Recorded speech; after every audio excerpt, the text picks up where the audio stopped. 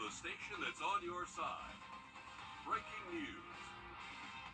We're continuing to follow breaking news out of Aiken, where authorities are now confirming that one person is in custody following a deadly shooting on Friar Road in Aiken County. That's near the Aiken Municipal Airport. You can see the large presence of law enforcement there. Aiken County deputies on scene, the caution tape there blocking off the road in that house that you see there. We're working to learn more in what led up to the shooting here and also the victim's identity. This is the third shooting in Aiken County just this week and the second deadly shooting in just 2 days. The other happening Tuesday on Weston Street, and a 24-year-old male was killed in that shooting. That investigation also still ongoing. And as we learn more, we will keep you updated right here on air and on our website, wrdw.com. Also, continuing breaking news coverage this afternoon, we brought you 30 minutes ago that 13-year-old that was shot at the Walmart in Aiken, Ashley Reichert, now out of the hospital. On social media, her mother says that Ashley went home this afternoon. Her mother says that she is scheduled to have 3 more surgeries next Thursday for broken bones in her wrist. Just over a week ago, Ashton was shot inside the Walmart on Whiskey Road. The suspected gunman in that case in jail without bond. Here's a live look right now at the American Legion Post 26 on Old Airport Road in Aiken, where all are invited to leave cards and other well wishes for Ashton and her entire family as they continue to work through this terrible accident. But according to the Shepherd Community Blood Center, Reichert's life was saved in part by more than 20 local blood donations, and more blood may be needed in the future. News 12's Taylor Martin shows us how you can help. The Shepherd Blood Center says the blood drive for teenagers so loved in the community comes at the perfect time. Not only do you get to do this for Ashton, you get the chance to make a life-saving donation during the summer months when donations are typically lower. Community isn't just a part of the name for Shepherd Community Blood Center, it's the lifeline behind everything they do. And because of the Blood Center, Ashton Reichert received 14 units of blood in just her first surgery. Her family says they're grateful it was available, and with the blood drive, they're looking to help replenish the supply. I spoke with the president of the Blood Center, who explained what your donation means for the families in your community. Ashton has used several units of blood, and it was the blood that was on the shelf, ready to go, that helped Ashton. And so you never know when it's going to be your family that something's going to happen to, and so that's why it's important to really donate blood regularly, because when there's someone like Ashton who needs it, it's available and ready to go. All new on News 12 at 6 o'clock, we'll hear from another business supporting Ashton's journey and more on the need for Saturday's blood drive. Reporting in Aiken, Taylor Martin, on your side. Thanks, Taylor. The Richmond County Sheriff's Office needs your help finding these 2 boys. 11-year-old Isaiah Jones and 12-year-old Marion Sales were last seen Friday leaving East Boundary on foot. Marion was last seen wearing army fatigue pants, and Isaiah was last seen wearing a bathing suit. If you know anything about where these 2 are, call the Richmond County Sheriff's Office. Well, switching gears to weather now, we'll check in with some drier weather on the way, and those temperatures finally feeling a little bit more like summer. Will, back to you. Thanks, Anthony. Medical cannabis in Georgia is still a developing topic as the rollout continues. Now the Georgia Board of Pharmacy is approving a rule to let independent pharmacies sell it. Our State House reporter, Abby Kasoris, explains what this means. You could soon buy that medicine at an independent pharmacy like this one. Now, you would need to have your medical cannabis card in order to qualify. You would scan it here, talk with the pharmacist, and choose between products. This is not a recreational program. This is not an adult use program. Georgia is a medical program that provides low THC oil. Stanley Atkins is a veteran and a cannabis advocate. He says cannabis changed his life. He was sick and losing too much weight. Doctors told him he only had months left to live. It has truly improved my quality of life. I've actually been able to gain weight, living a much happier lifestyle. Living in Griffin, he has to travel at least an hour to get to one of the 2 dispensaries in the state, one in Macon and one in Marietta, something he says is hard for patients with chronic pain. We can hopefully have pharmacies in their neighborhoods. The Georgia Department of Public Health's low THC oil patient registry is growing. From from 13,000 patients in 2015 to now over 27,000 patients. The list of diseases that qualify patients for cannabis oil include cancer, seizures, AIDS, post-traumatic stress disorder, multiple sclerosis, autism, and Alzheimer's disease. The state's Medical Cannabis Commission approved of licenses for 2 companies, TrueLeaf and Botanical Sciences. They're adding additional stores in Noonan, Columbus, Pooler, and Augusta. For more than 700 independent pharmacies in the state, pharmacist Ira Katz says he'll be carrying the products once the board's decision is approved. Medical cannabis card will be able to dispense whether it be tincture, gummies, oil, the tincture oils, soft gels, whatever the patient's in need, and then we'll be able to dispense this. These records, like prescription records, will need to be monitored on a daily basis. Medical cannabis needs to be in the hands of independent pharmacies so that we can do a good job monitoring and consulting with our patients. All eyes are on Governor Brian Kemp. He has 90 days to sign off on the Georgia Board of Pharmacy's plans. We did reach out to his office to see if he has any plans to support this measure. We have not heard back. In Atlanta, I'm Abby Kasoris. Thanks, Abby. Flags are flying at half-staff at the state capitol in South Carolina today in tribute to Specialist Jason Reed Haven of the South Carolina National Guard. Haven died in a non-combat related incident while serving in Operation Spartan Shield.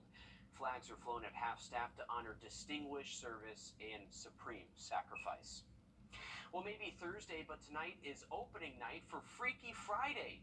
Freaky Friday is a story of a mom and a teenage daughter who switch places. It's about 90 minutes away from the curtains going up, and here's a live look backstage here. Freaky Friday is what happens when an overworked mother and teen daughter magically swap bodies.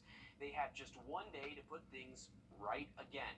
Mom Catherine and daughter Ellie learn to appreciate what it's like to be in each other's shoes. You can see them going absolutely crazy here backstage. 90 minutes, like we said, till curtains open. But if that title sounds familiar to you, it is based on a Disney hit. The Augusta Junior Players production runs for 3 nights, tonight, Friday, and Saturday. All shows are at 7 p.m. at Davidson Fine Arts School in downtown Augusta. Tickets are available for all nights, $20 for adults. Seniors 65 and older, tickets are $15. Kids 12 and under are just $10. And tickets can be purchased online at AugustaPlayers.org or at the door of the Davidson Fine Arts School before the show tonight, tomorrow, and Saturday. Well, an update on the Imperial Theater on a renovation project going on. They're taking advantage of some downtime to do some painting inside. Starting this week, they want to use donations and existing funds to make that happen. We're taking a closer look at work all new tonight on News 12 at 6 o'clock. Well, a team from the CSRA in Mobile, Alabama to compete in the Distinguished Young Women National Program. Juliana Guest is one of 50 representatives competing for tens of thousands of dollars in scholarships and to represent the program as the Distinguished Young Woman of America 2023. Guest is a graduate from Fox Creek Academy in North Augusta. The finals are on the 24th, and good luck to you out there, Juliana. Hopefully she's coming back with a lot of money there. Well, the Children's Hospital of Georgia getting a $5,000 donation thanks to Dunkin' Donuts and everyone who bought an iced coffee there during the chain's iced coffee day last month. Each iced coffee bought in Augusta and Savannah on May 23rd went towards today's check presented to the hospital. A Dunkin' mascot was there today, as well as some goodies like coffee and gift cards for those who worked at the hospital. Nationally, Dunkin' Donuts raised more than $1.6 million this year as a part of this fundraiser, all of which goes to children's hospitals across the entire nation there. A great initiative. Well, damaging winds and hail across the southeast last night, and while there are no fatalities, thankfully, one family in Georgia lost everything. We'll have the latest in that case coming up after the break. Anthony. Yeah, a lot of damaging conditions, especially in southern sections of Georgia and going through Alabama. For us today, we've been on the drier side, but we do have some scattered showers and storms near Greenville. These are going to sink further south as we go through this evening. We'll time out the storms for you when we come back. Thanks, Anthony. 2 people were able to escape unharmed last night from a house that was destroyed by the storms that hit the southeast. This all happening in Albany, Georgia. Now, some might consider the family involved unlucky. Somehow, everyone is just fine, though. You get those alerts please get somewhere that you know is the safest room in the house. Don't take those alerts lightly. Take them serious. Don't think, oh, they always send these alerts out and it ain't nothing serious. Well, it was. And go over an emergency plan with your family, which I'm glad we have done with my daughter numerous times. Aside from a knot on the head and a broken heart, everyone is okay. We lost all of our belongings, our clothes, shoes. I mean, everything is scattered all across the fields, everywhere. We have absolutely nothing except for my husband's truck because he wasn't there at the time. The family says there is one thing they really need right now. Prayers. We definitely need prayers. Anything for 11-year-old? Yeah, anything for an 11-year-old girl. She is completely devastated that she lost everything of hers because we were in her room and the rest of the house completely destroyed. We don't have any clothes. Like, I was still in my pajamas when this happened, so that's all I have on right now. And as in most homes, there are memories and stories now trapped in the rubble. All of our family members that had passed away, like my grandma's stuff that was so dear to me, is completely gone. My father's dad's stuff is completely gone. Our wedding stuff, our stuff that we built over our 20-year marriage is completely gone. But, as they say, but we're still here. That's what matters. And with only the clothes on their backs, the surrounding community coming together to support that family and bring them everything they may need as they rebuild. Again, the most important thing there is that they're still alive. Stick with us. We'll be back after a short break. First Alert Radar, powered by Jim Hudson Lexus Acura Infinity.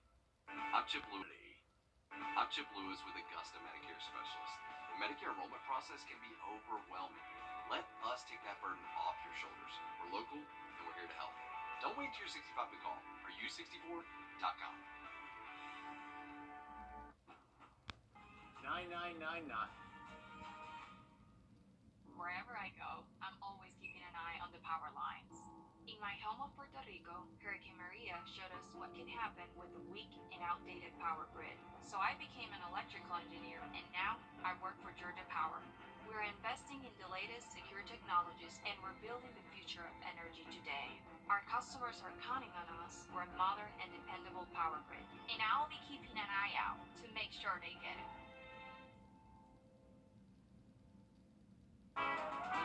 Hey, Brett, I think we need a jingle. What do you have in mind? I don't know yet. Well, if you're thinking something, come knock on my door. Come and knock on my door. If you're 64. Well,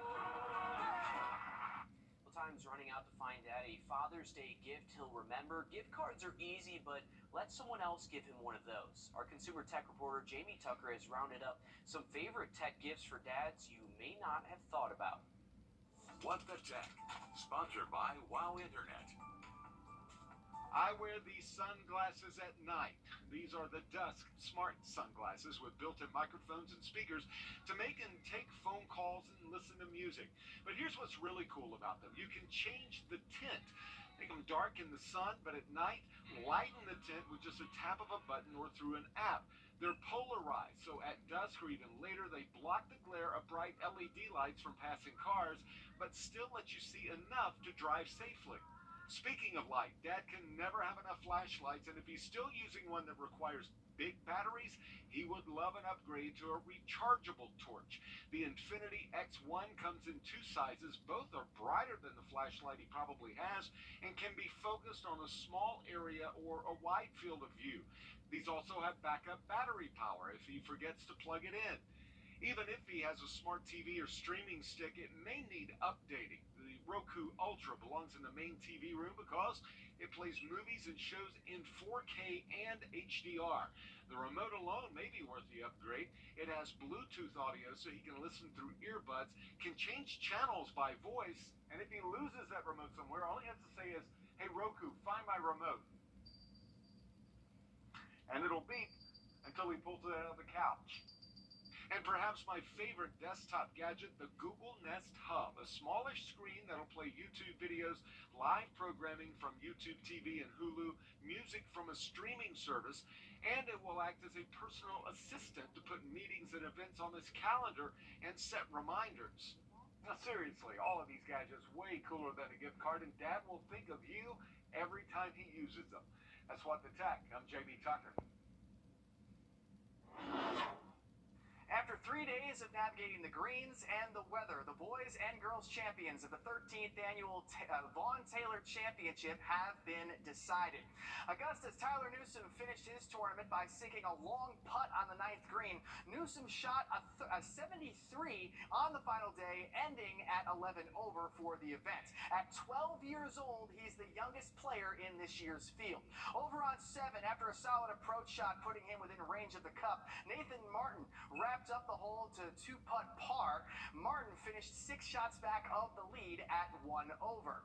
The battle to decide the boys champion came down to the final hole. On 18, Mateo Desmond was a man on a mission today. He shot a 66 in the final round, helping him catapult into the lead at 5 under.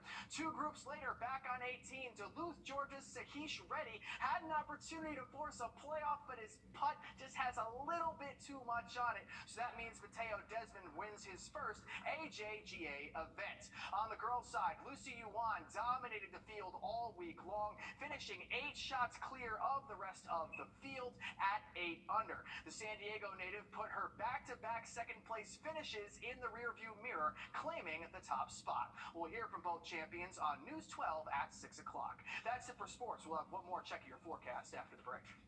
There's so many options when it comes to choosing a personal injury lawyer. Some claim to get you big bucks, and some say they never lose. So how do you choose? We say, at the end of the day, it's not about us. It's about you. It's about you. At the Icos Law Firm, we will work to get you the justice you deserve.